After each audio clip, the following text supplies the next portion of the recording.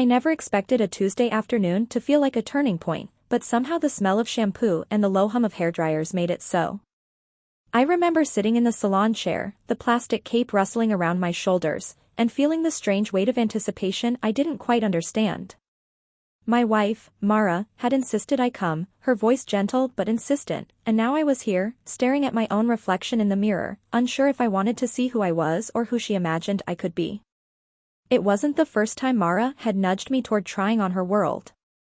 She had always been more attuned to subtle shifts, noticing the way I lingered over her clothing, the way I sometimes paused, almost subconsciously, in front of the mirror.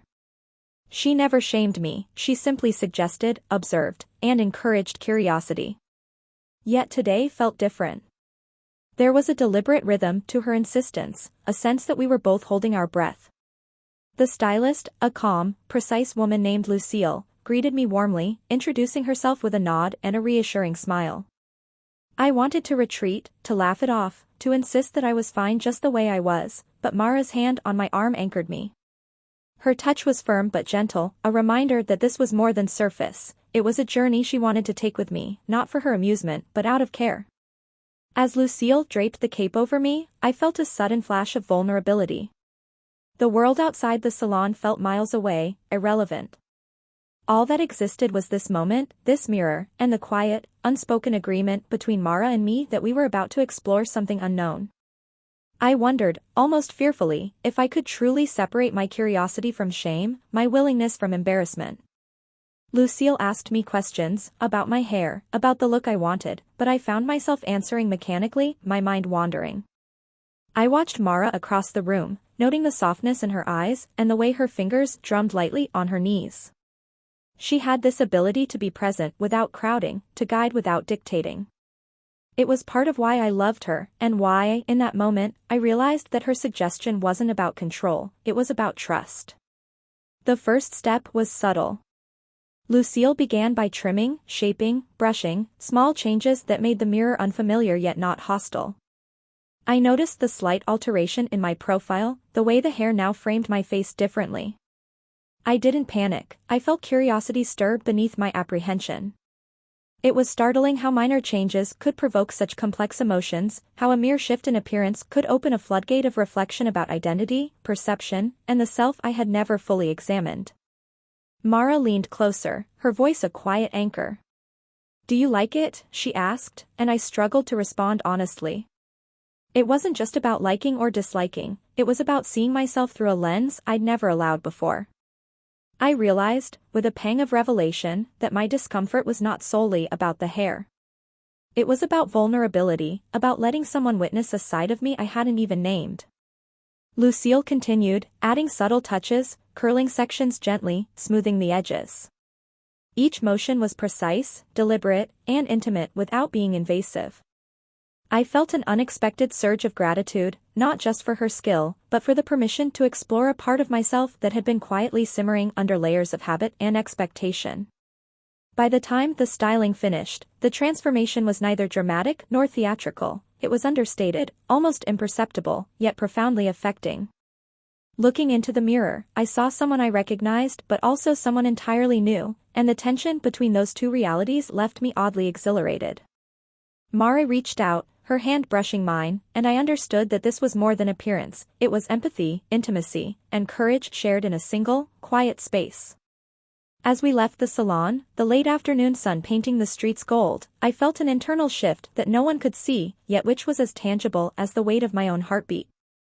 I realized that this journey wasn't about becoming someone else, it was about uncovering, acknowledging, and inhabiting parts of myself I had never given permission to exist.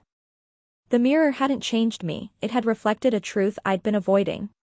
And for the first time in a long time, I felt the exhilarating and terrifying relief of honesty.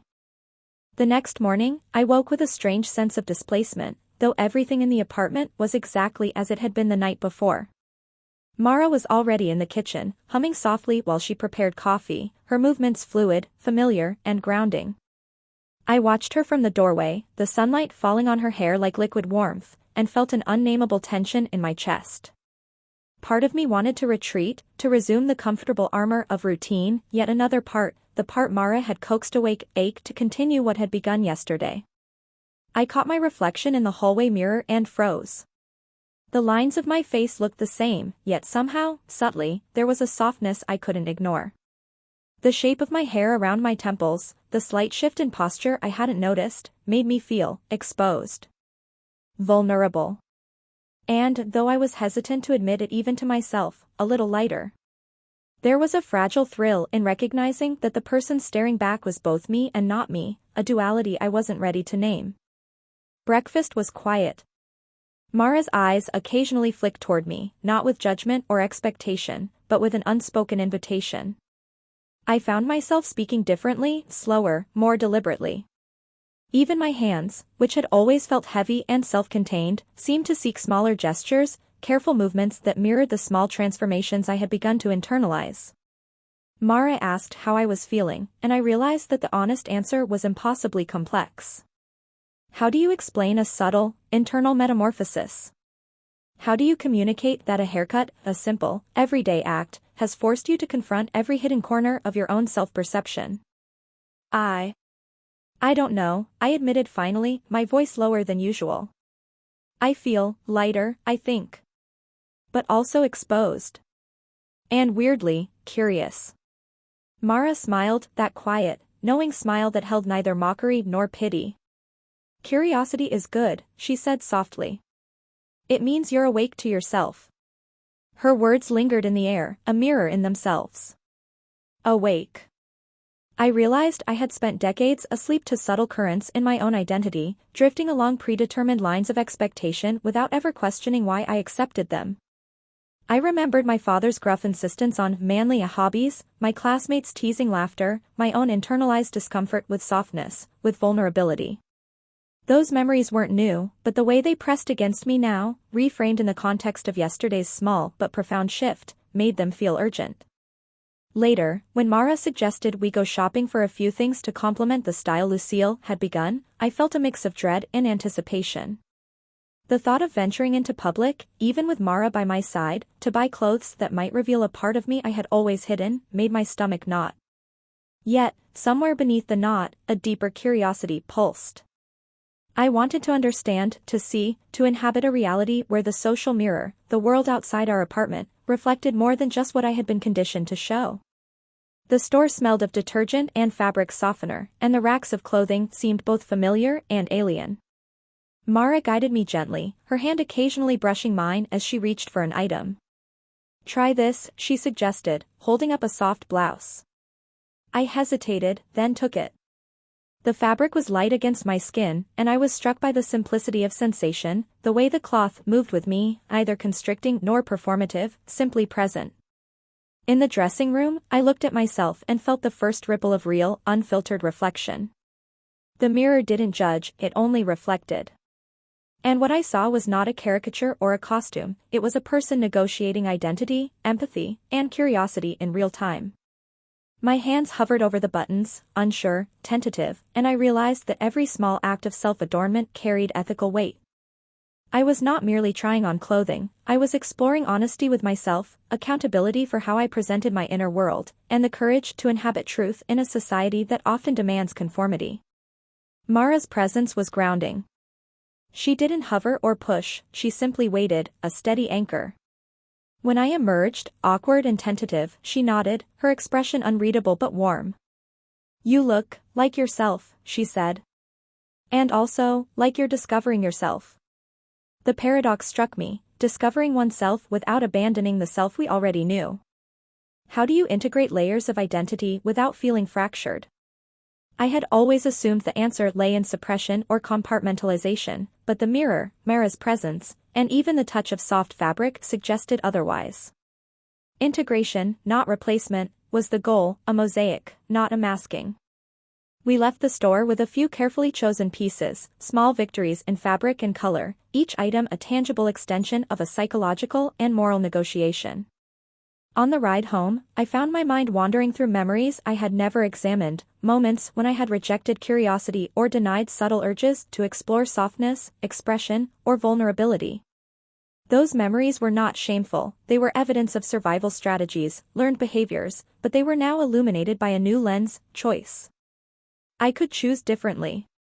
That evening, as Mara prepared dinner, I experimented further in private, adjusting clothing, hair, and posture, observing the emotional resonance of each small change. I realized that transformation was less about aesthetics and more about attention to detail, to self, to the ways I moved through the world. I began to understand empathy not only for others but for the self I had long neglected. Each reflection, each careful gesture, was a meditation in awareness, a rehearsal in honesty. I also began to notice subtle social currents. When I ventured to the corner store briefly to pick up milk, I saw the world differently, the way people glanced, the way subtle gendered assumptions were woven into everyday interactions. It wasn't dramatic or hostile, it was quiet, pervasive, and I felt the tension of navigating perception. I realized that transformation was as much about social cognition as it was about internal reckoning. The ethical dimension, the responsibility of inhabiting selfhood in a world attuned to conformity, was becoming clearer. By the end of the day, exhausted yet exhilarated, I sat alone for a moment, reflecting on the paradoxes that had unfolded. Vulnerability had become a form of courage, curiosity a moral responsibility, and self-expression an act of ethical integrity. Mara's quiet guidance had opened a doorway, but it was I who had to walk through it, moment by moment, observation by observation. The transformation was no longer just physical or aesthetic, it was deeply psychological, ethical, and social. Every glance in the mirror, every soft gesture, every mindful choice was a negotiation with identity, morality, and empathy.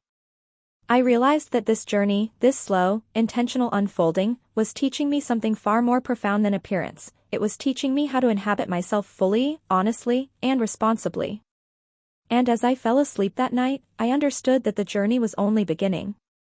The following week unfolded in a strange rhythm I had never experienced before. Mornings began with a small, quiet ritual, Mara's gentle encouragement, the feel of fabric against my skin, the subtle adjustments of hair and posture that made the mirror a source of insight rather than judgment. But it wasn't just about appearance anymore, it was about presence, and that presence carried weight I hadn't anticipated. I found myself constantly observing the world in ways I hadn't before. Walking down familiar streets, I noticed how strangers' gazes lingered slightly differently depending on small details of clothing, hair, and movement. It wasn't always about gender, I realized, it was about expectation, perception, and the unspoken assumptions people carry about identity. The realization unsettled me. I had always thought of myself as invisible, as easily categorized in predictable terms, but now every small change felt like a negotiation with society itself. At work, the tension was immediate. Nothing had changed about my official role, my responsibilities, or even my mannerisms, yet there was a new subtlety in how I carried myself, a quiet insistence on attentiveness and awareness. My colleagues didn't comment, they simply reacted in ways that were slight but unmistakable. The brief pause in a greeting, the hesitant acknowledgement of a small change, the unspoken curiosity in their eyes, all of it weighed on me. I realized that part of transformation wasn't private, it was a public act of vulnerability and authenticity. Mara suggested that we try going out socially in my new presentation, starting with a quiet dinner at a nearby cafe. The idea was both terrifying and exhilarating. I spent hours preparing, not in terms of clothing alone, but in preparing myself mentally to inhabit this new space with integrity. The thought of walking into a public environment where assumptions could be made, misread, or questioned made my chest tighten. I had to balance courage with prudence, honesty with awareness, a moral negotiation as much as a personal one. When we arrived at the cafe, I felt every nerve taut. The hostess greeted us warmly, oblivious to the internal storm I carried. Mara squeezed my hand lightly, a reminder that I wasn't alone, that trust and presence were shared responsibilities. We were seated by a window, and as we ordered, I noticed the subtle ways the waiter's attention shifted, slightly more attentive, a touch of curiosity in the tone of voice. It wasn't malicious, it wasn't even particularly conscious, it was simply the world responding to difference. And difference, I realized, demanded accountability. How I moved, how I spoke, how I carried myself, it all mattered, ethically and socially. I spent most of dinner in quiet reflection. Mara spoke occasionally, steering conversation gently, but mostly I observed, the glances of strangers, the micro-expressions of understanding or confusion, the assumptions embedded in everyday gestures. I felt a profound empathy for anyone who had ever existed in the world with a part of themselves that society didn't immediately understand or accept. And I felt something more urgent, a responsibility to inhabit my own identity with dignity, not for performance or spectacle, but for truth. Later, Mara and I walked home in the fading light, the city streets soft with the hush of evening. I realized that the social tension I had felt wasn't external alone, it was internal, a negotiation between the self I had long identified with and the self I was discovering. The mirror at home reflected continuity and change simultaneously, but the world outside demanded integration, a living, breathing synthesis of self-perception and social awareness. The next few days were a mixture of small trials and reflective victories. Running errands, visiting friends, attending minor social obligations, each encounter offered an opportunity to explore courage, empathy, and personal accountability. Sometimes I stumbled, feeling awkward, self-conscious, or misunderstood. Other times, small moments of affirmation, a friend's unconsciously warm greeting, a stranger's neutral acceptance, gave me a fragile but real sense of validation. One afternoon, Mara suggested I try volunteering at a local community center, helping with a youth program she had been involved in for years. The thought of stepping into that space, where expectations and assumptions could collide with the reality of my evolving presentation, made my stomach churn. Yet there was a deeper calling. If transformation was to be meaningful, it could not be confined to private reflection. It had to engage with the world ethically, empathetically, responsibly. On my first day, I wore a simple, understated outfit that felt both comfortable and authentic. As I entered the center, the familiar smells of paper, paint, and detergent struck me, grounding me in the ordinary reality of communal life. The children barely noticed the subtleties of my presentation, the adults were polite, welcoming, but perceptive. Every conversation required mindfulness, the right balance between authenticity and social awareness, honesty and sensitivity. I realized that transformation wasn't a private act, it was relational. Every choice I made rippled outward, ethically and emotionally. I spent hours interacting, guiding, listening. Occasionally, a child would ask a question about my appearance, curiosity unfiltered and innocent. Each time, I paused, considering my response, not in terms of performativity or defense, but in terms of truthfulness, age-appropriate honesty, and empathy. "I'm exploring how I present myself," I said once, quietly, and was met with a simple nod. It struck me that even in small spaces, authenticity had moral weight. To inhabit oneself responsibly, and to model courage and honesty, was a form of ethical engagement. Returning home that evening, I collapsed into a chair, exhausted yet profoundly aware of the emotional labor transformation demanded. It was more than clothing, posture, or hair, it was sustained attention to self, to others, to context. And yet, in that labor, I felt a rare sense of alignment, between curiosity and integrity, vulnerability and courage, identity and social responsibility. Mara joined me, sensing the exhaustion but also the subtle elation. "You're learning," she said quietly. "Not just about yourself, but about the world." And I understood. Transformation was not an endpoint, it was an ongoing process, a dialogue between self and society, between curiosity and ethics, between vulnerability and moral responsibility. That night, I lay awake, thinking about all the small interactions, choices, and observations I had accumulated over the past days. Transformation, I realized, demanded patience. It demanded reflection. It demanded empathy for oneself and others. It demanded moral courage, the courage to inhabit one's truth in the presence of curiosity, misunderstanding, or subtle judgment. And in that quiet, wakeful hour, I felt something I had never felt before, not the exhilaration of novelty or the thrill of appearance, but the deeper satisfaction of honesty. I was learning to live fully in the tension between who I had been, who I was becoming, and the ethical responsibility that accompanied every step. The days after my first real foray into the public I felt both exhilarating and disorienting. I carried a heightened awareness of how small details, an inflection in my voice, the curve of a shoulder, the tilt of my chin, interacted with the assumptions of the world.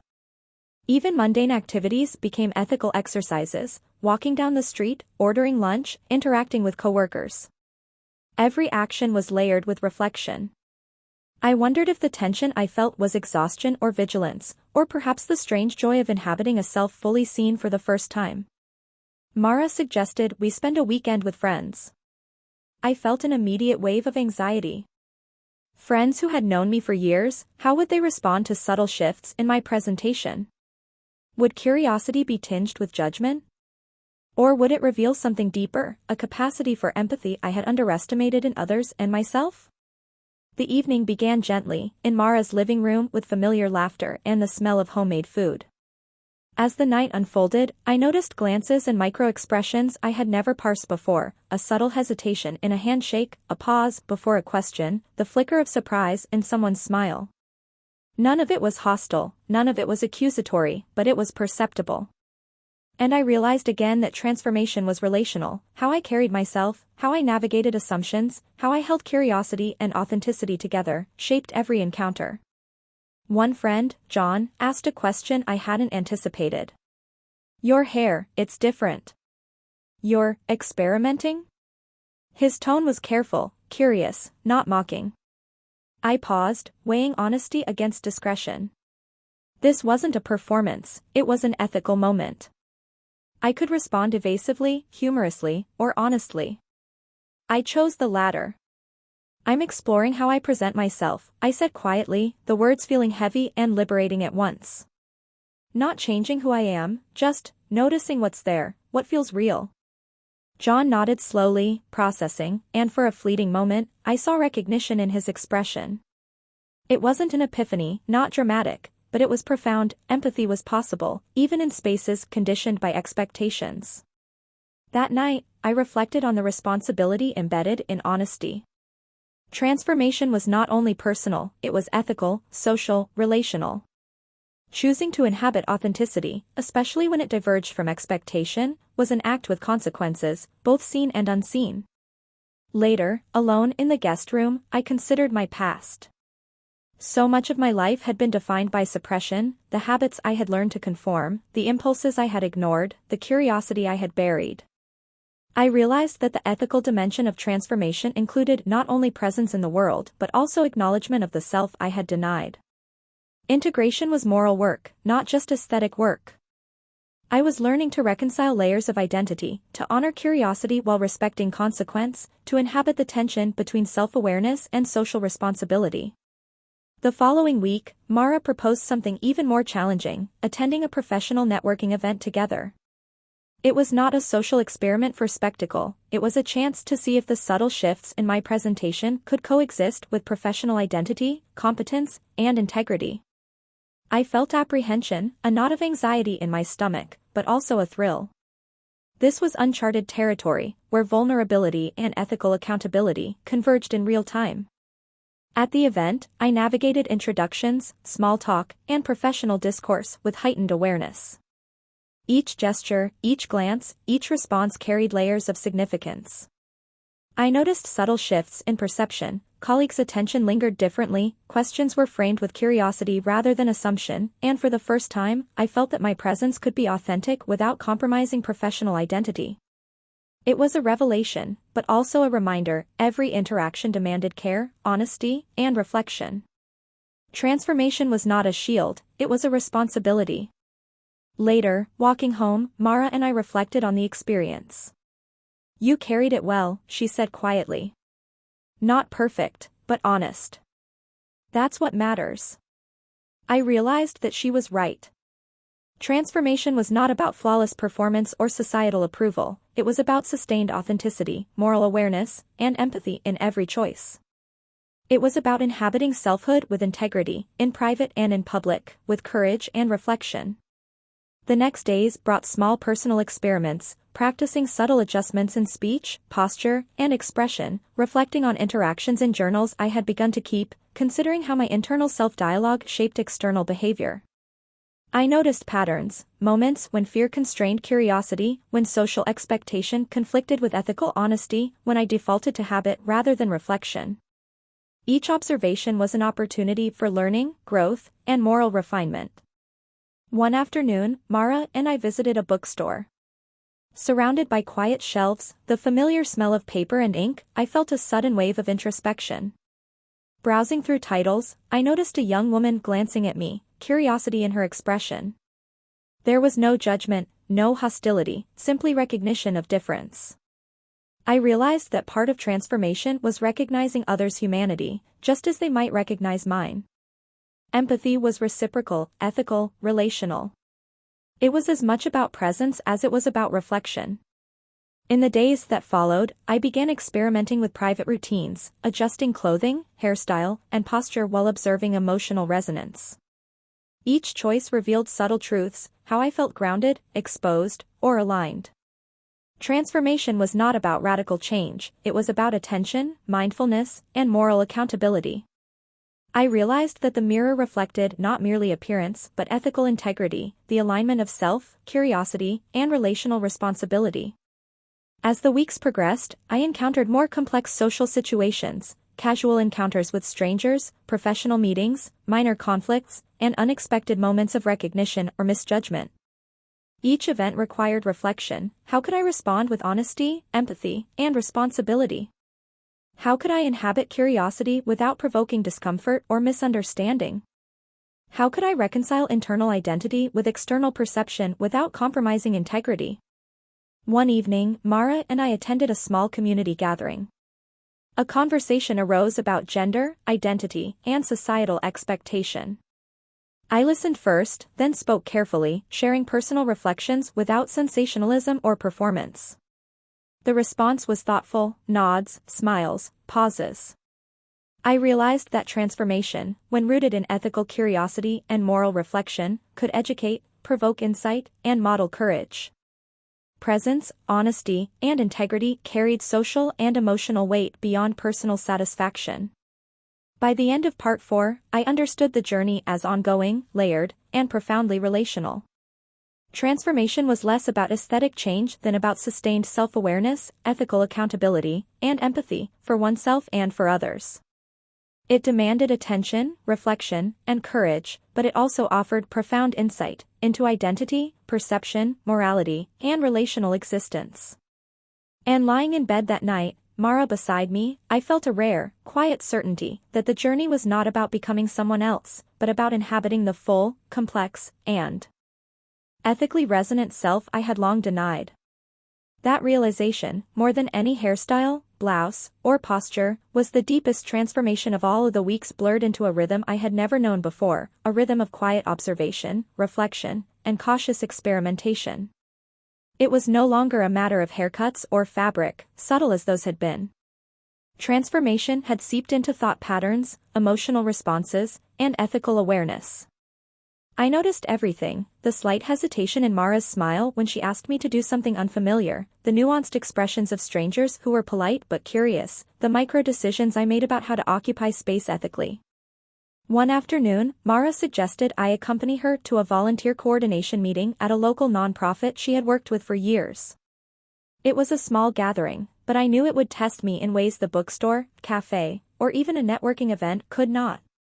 Here, people were engaged with social causes, focused on collective responsibility, yet steeped in subtle expectations about professionalism, demeanor, and identity. It was an environment where authenticity collided with relational ethics. I dressed simply, in clothes that felt like extensions of myself rather than statements.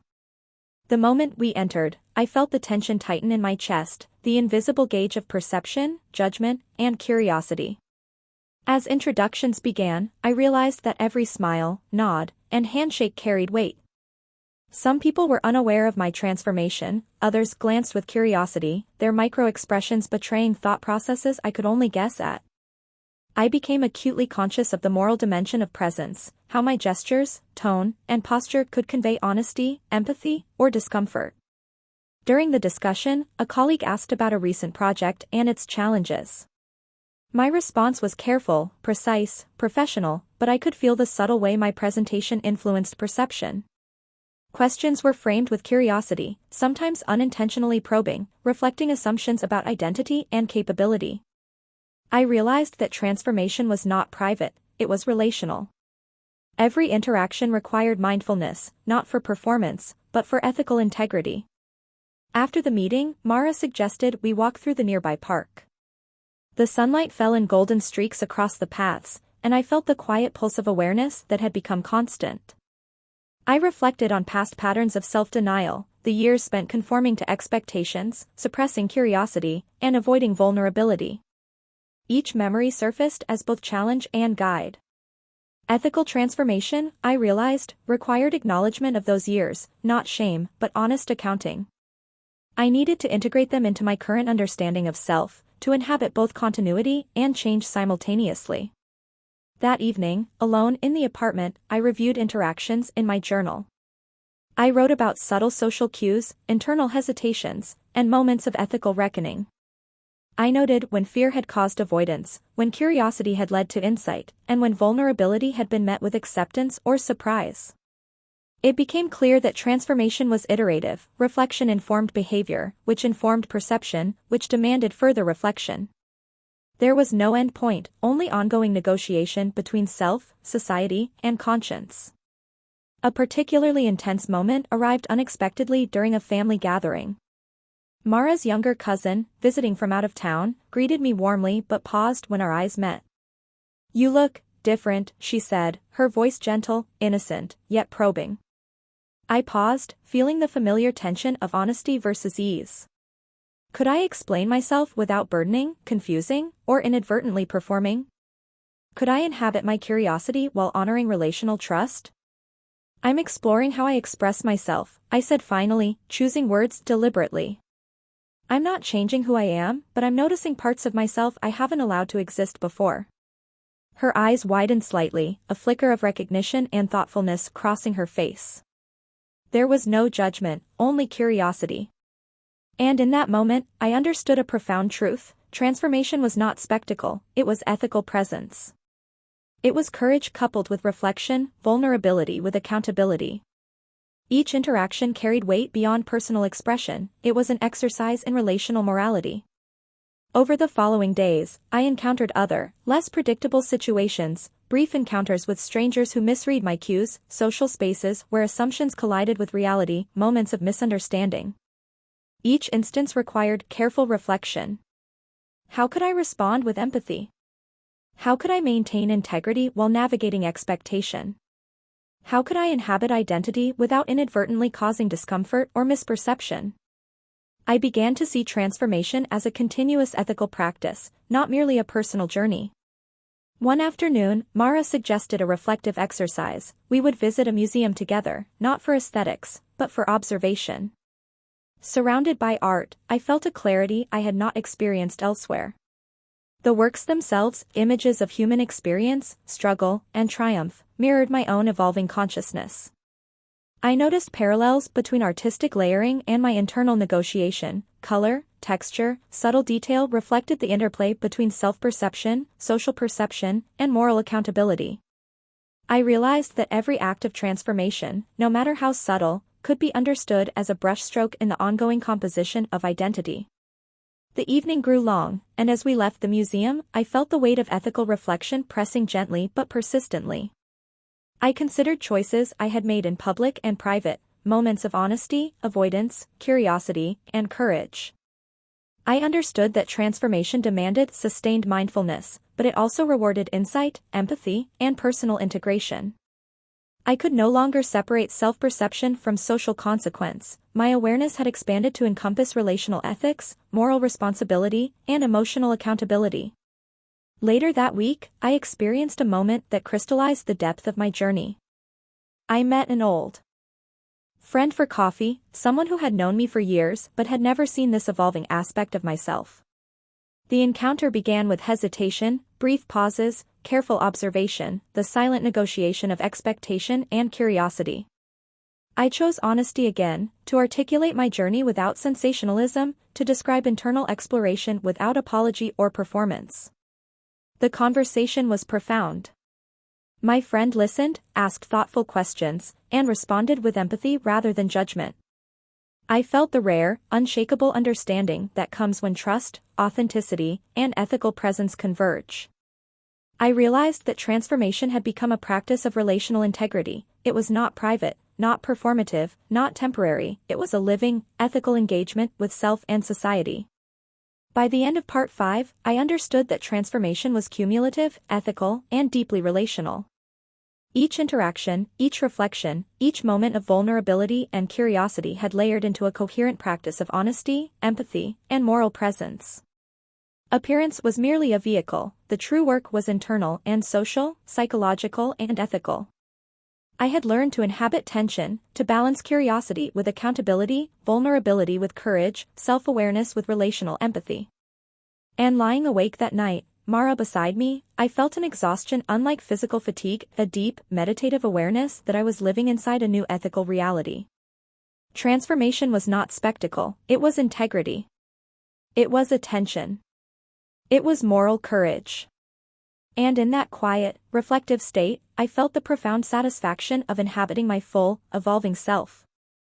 The weeks following that intense period of self-observation and public navigation brought with them a quiet, almost imperceptible shift, a settling into the tension between who I had been, who I was becoming, and the responsibilities that transformation demanded.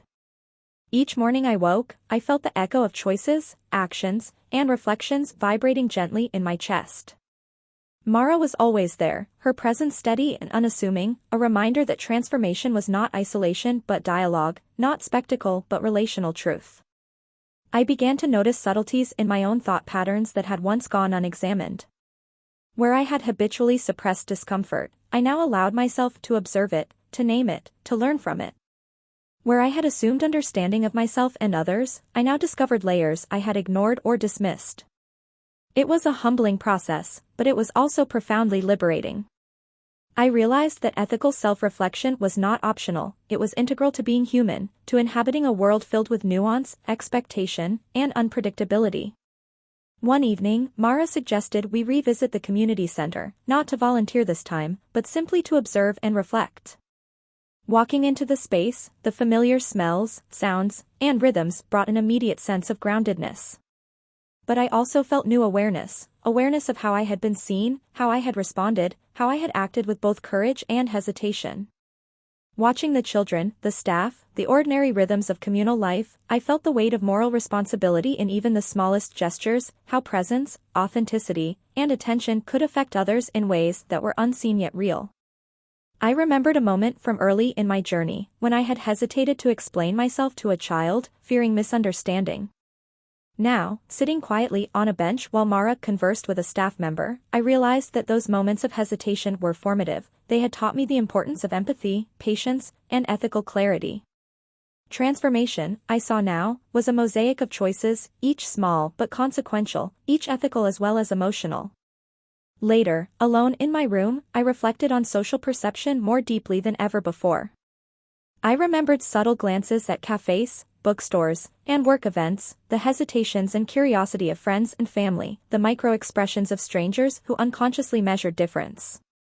I realized that my transformation had made me hyper-aware of relational ethics, the constant negotiation between self-expression and social consequence, between authenticity and empathy. The mirror no longer represented mere appearance, it reflected ethical engagement, relational awareness, and emotional presence. This awareness extended inward as well. I began to consider the internalized habits, biases, and assumptions I had carried for decades, rigid definitions of self, fear of vulnerability, avoidance of curiosity, suppression of subtle desires. Each layer I examined revealed both protection and limitation, the ways I had survived and the ways I had denied growth. Transformation demanded accountability for these internal landscapes as much as for social perception. I had to inhabit my own psychology with honesty, courage, and patience. A particularly striking moment came during a conversation with Mara late one night. We discussed the cumulative effect of small, deliberate choices, the way each ethical decision, each honest gesture, had shaped my understanding of self and others. "It's more than appearance, isn't it?" she asked softly. "It's how you move through the world, how you respond, how you carry integrity with you." "Yes," I said, my voice quiet but firm. "It's every choice, every reflection, every acknowledgement of who I've been and who I'm becoming. It's the moral weight of curiosity and authenticity." The realization settled in me with gravity. Transformation was ethical, not aesthetic. It was relational, not private. It was continuous, not episodic. The haircuts, the clothes, the posture, all of it was surface. The true work was in attention, empathy, accountability, and courage, the moral labor of inhabiting selfhood fully and responsibly. In the following weeks, I sought deliberate opportunities to practice this insight. I attended social events, professional gatherings, family occasions, and public spaces with heightened awareness. Each encounter was an experiment in relational ethics, observing, reflecting, responding with honesty and empathy. I found that my presence could model courage without performance, integrity without ostentation, authenticity without disruption. One afternoon, Mara proposed a reflective walk through the city. As we moved through familiar streets, I noticed subtle shifts in perception, how strangers' gazes lingered, how small gestures were interpreted, how my own posture and voice carried meaning. I reflected on the reciprocity of awareness. Just as I was observed, I observed. Just as I navigated expectation, I considered impact. Transformation, I realized, was an ongoing dialogue between self, society, and conscience. We paused at a quiet park bench, and Mara spoke gently. "Do you feel different?" "Yes," I said slowly. "But not in the ways I expected. I feel accountable, present, curious, responsible. Transformation isn't just about who I appear to be, it's about how I inhabit every moment, ethically and emotionally." She nodded, understanding, and I felt a wave of clarity. My journey had been neither superficial nor transient. It had been a sustained engagement with selfhood, a meditation on identity, morality, empathy, and social awareness. I had learned to reconcile past habits with present choices, vulnerability with courage, curiosity with responsibility. Returning home that evening, I sat quietly, journal in hand, and reflected on the cumulative insights of months of lived experience. The narrative of transformation was not linear, it was layered, recursive, and relational. Each event, each interaction, each reflective pause contributed to a deeper understanding of self and others. The process had been exhausting, exhilarating, frightening, and clarifying in equal measure. I thought of Mara, whose guidance had been quiet yet profound, whose presence had been both anchor and mirror. I thought of friends, family, colleagues, and strangers whose reactions had shaped my awareness. And I thought of myself, the self I had known, the self I was discovering, and the self I was learning to inhabit fully, responsibly, and ethically. By the time I lay in bed that night, I understood that transformation had become a practice, a philosophy, a moral engagement with life itself. Appearance had been the doorway, curiosity had been the spark, ethical reflection had been the path. And walking that path, I realized, was not about spectacle, judgment, or conformity, it was about integrity, empathy, accountability, and courage. In that quiet, reflective space, I felt an enduring truth: the journey of self-discovery and ethical presence is ongoing. It demands vigilance, reflection, and compassion, for oneself and for others. But it also offers profound insight into identity, social perception, morality, and the human capacity for empathy. I understood then that this was what transformation had always been: a mosaic of choices, a dialogue between self and world, a sustained act of courage and ethical responsibility.